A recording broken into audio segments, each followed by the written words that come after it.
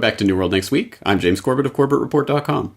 And I'm James Evan Pilato of MediaMonarchy.com. Peace breaks out when police force quits. We've got that story, plus suing the CIA. But first, on this mostly good news edition of New World Next Week, Nebraska abolishes civil forfeiture. Nebraska Governor Pete Ricketts, a Republican, has signed a major state forfeiture bill into law. Like New Mexico before it, the Cornhusker state now requires a criminal conviction before property can be forfeited. Civil forfeiture is the law enforcement tool which allows property suspected of being involved in or derived from criminal activity to be seized by the police, sheriffs, or federal agents. It was ramped up in the 80s as a means of combating the drug trade and organized crime with the goal of stripping kingpins of their assets and ill-gotten gains. 30 years later, though, forfeiture morphed into a system that's far more used to seize small amounts of cash that stacks the decks against property owners fighting to get it back, and that encourages profiteering by law enforcement authorities. Now that the Nebraska bill has been signed into law, innocent property owners will have some rather significant new protections, the most significant of which is the requirement for a criminal conviction. Now, James, we actually just talked about this issue exactly a few weeks ago. When the cops steal your stuff, they call it equitable sharing. Is it possible now that this is in the zeitgeist and we're going to see more places make the move to try and curtail this? I think there has been a lot more attention on this issue lately, and you cannot look at this issue without being outraged unless you are a sticky-fingered, corrupt cop. So, given that the majority of the population are not sticky-fingered, corrupt cops that are benefiting from this theft, people get outraged, and there is political movement on this. So, this is another example of that, what we call the not unmitigated good news, because let's put this under the category of, now we're back to square one, which, I mean, it's a good thing because we were at square negative 50 before. Now we're at square one. You shouldn't need a law to say that cops can't steal your stuff unless you're actually convicted of something. Even then, I think there should be more procedure. But still, I mean, at least it's happened. And it's happened, as you say, New Mexico and Nebraska. And these are templates that people can follow. So if you're in a state other than Nebraska or New Mexico and you are concerned about this theft that's going on, here's a template that you can follow. Here's a path. So there is some momentum behind this, and hopefully it's just the first of many dominoes to fall before we restore the idea that cops can't just go around stealing your stuff without any reason whatsoever. Well, and I think, too, it's a lot of, as it talked about, being based on, we were going to get the big drug cartels. Forgetting, of course, all that we know of how the drug cartels got their drugs and where do they get their weapons. And it's all a nice, big, cushy gig coming and going. So, again, hopefully we can kind of bust through a lot of this as places are, I think, people are speaking out against it. James, our second story this week on New World Next Week. Federal judge allows a former CIA detainees to sue over torture for the first time. A federal judge is letting a civil lawsuit proceed against two CIA contract psychologists who designed and supervised brutal interrogation tactics that critics call torture. The ruling allows two former CIA detainees and the family of another who died in agency custody to try and win damages in federal court for the abuse they suffered at then-secret CIA prisons in the early 2000s. In a ruling from the bench at Federal District Court in Spokane, Washington, Senior Judge Justin L. Quackenbush said he would deny a motion to dismiss the lawsuit against James E. Mitchell and Bruce Jensen. According to the lawsuit and a Senate Intelligence Committee report, the mistreatment, including, of course, waterboarding, sleep deprivation, confinement in small boxes, rectal feeding, and beatings. Quackenbush gave the parties 30 days to submit plans to request documents, gather sworn statements, and collect evidence for the case. So as the lawsuit progresses, it may shed more light on the so-called enhanced interrogation techniques that the Central Intelligence Agency used in an effort to collect intel about al-Qaeda operations and future plots after the, say it with me, September 11th, 2001 attacks. James, this again is not unmitigated good news, and it's layer upon layer of the onion in a lot of ways that this is. But another bit of kind of good news in that this is going to go forward. Yes, and let's make an agreement here and now to never, ever again parrot enhanced interrogation techniques. Let's call it what it is. torture.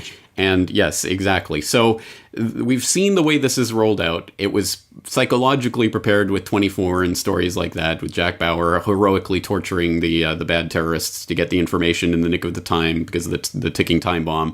And then there was the enhanced interrogation debate and all of that nonsense. And now you have Trump coming out and saying, oh, I'm going to torture them. Waterboarding isn't enough. So that's the way this is gradually introduced to a public that 15, 20 years ago would have said, that's ridiculous. We'll never do that in America. So that's the way this is done, and this is a chance to at least get a legal foot in the door to pry out some of the documents and maybe get some more of the details. And that, again, it's not enough. It's not the overthrow of the New World Order, but it is a step in the right direction. And there are things that can and do come to light in court cases, and sometimes you get some surprising results, as we might mention at the end of today's episode in an update on the Denny Hastert case. So absolutely, there's something happening here, and hopefully we can get a little bit more information out, if nothing else. I'm not exactly holding my breath waiting for the CIA to really come to justice and be broken into 1,000 pieces like JFK wanted to do, but at least it's a step in the right direction. Well, and isn't it telling that this is all devised by psychologists? Because just as you were saying, if you would have asked this 10, 15 years ago, Americans would say, no, we don't do this because we historically know that torture doesn't actually work as a way to get that information to defuse that bomb to save all the little kids before something happens in some BS TV scenario.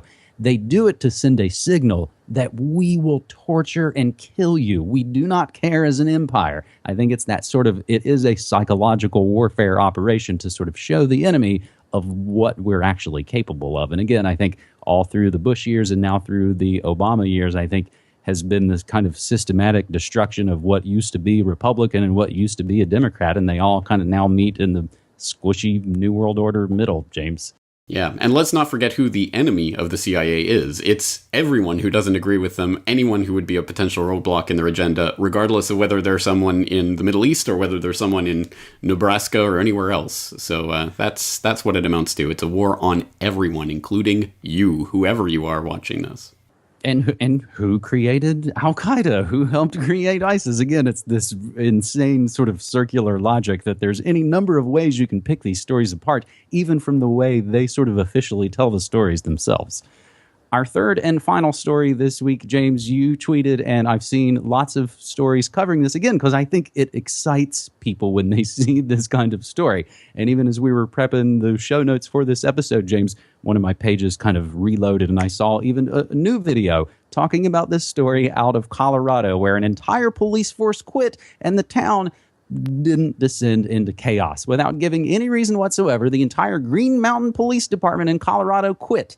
The chief of police announced his resignation 2 Tuesdays ago, and he was quickly followed by all the other officers. It's now been several days, and the town has not turned into Mad Max. So despite giving no reason, it's likely that the department disagreed with the local politics and reacted by abandoning their duty as public servants, thereby illustrating the irrelevance of their job in the first place. Unfortunately, the people in the town of Green Mountain Falls will likely seek out new group of armed enforcers to ticket people for petty offenses, but in the meantime, it's the perfect example of how societies can function peacefully without the threat of state violence. Now, James, this is not the first time that this has happened, and even recently, we had in December of last year, the entire South Carolina police force quit after a new mayor was elected. So again, in a lot of these ways, it might come down to sort of local regional issues of why people disagree or agree on things. But again, we enjoy the end result. And we saw in January of 2015, I've got a story about the NYPD's work stoppage backfire. And they actually did a work stoppage the previous fall, but as some of the data started to roll out in early 2015, they were showing that the arrest rates plummeted at no cost to public safety, and actually it was a more peaceful kind of situation, James. So again, good news. Yes, and let's be clear about what this news is and what it isn't. I mean, it isn't some sort of anarchist philosophical revolution or anything of that sort. No one seems to know why all of these officials quit at the same time, presumably related, as you say, to internal politics. But anyway, I don't think they've gone public with that yet. So it is not to do with that, but it is an insight. It's a window into the possible, I suppose. And The town is still being serviced by the county sheriff's office, so they're going to take care of any big problems. But it is kind of funny slash sad slash revealing to read some of the stories on this that are reporting about this and quoting some of the people in the town talking about how they're, or not even directly quoting anyone, so this might just be editorializing on the part of the reporters, but saying how citizens are worried that there will be no one to, ticket people who violate bylaws and things like this. Oh no, oh, someone might, park on the side of the road where they're not supposed to for 30 seconds when they run into the store. We need a cop there to give them a ticket and raise some funds. So it's interesting to watch this, and it's interesting to watch people's reaction to this and how people who are not philosophically leaning towards libertarianism or anarchism find this, this is just silly. This is a silly little story. And then other people who maybe want to read too much into this. I mean, let's take it for what it is. But anyway, as I say, it's an insight into the possible, and it gives us some room for thought about what it would be like if there was no police force per se in the way that we understand law enforcement. But even then, I mean, let's again not confuse the issue, because anarchism isn't about not having any sort of rules or ways of enforcing it. It's just not having rulers, which is a difference that deserves an entire several hundred podcasts in and of itself. So I think we'll wrap that up here. I think even just looking at the word police, you break it down, it's policy. They are there to enforce a policy that's been decided on by people other than you, and it's all, again, about coercion with the use of force. James, I actually just finished streaming a new documentary called Deep Web, and it's about Silk Road and those kind of stories that we've talked about on the web. And it gets to this point where talking about sort of, in a lot of ways, what we're seeing is the end of the modern drug war in a lot of ways. And they sort of talk for a moment about police officers reaching a point where if they're suddenly being told you're not going to go do this kind of work, it's almost like their last 30 years have been kind of a waste. And that's going to be a huge, again, or even harmful. Exactly right. To go through. And again, I think it's important to note that the importance of a story like this is that people believe that police are what make people moral. And without police, people would suddenly become immoral and start raping and pillaging and killing their neighbors. No, most people don't want to do that. That's the point. Most people actually don't want to do that. So I think we should understand this for what it is. And of course, and again, not to belabor this too much, we all know that in the most situations, the real violence starts when the cops get there.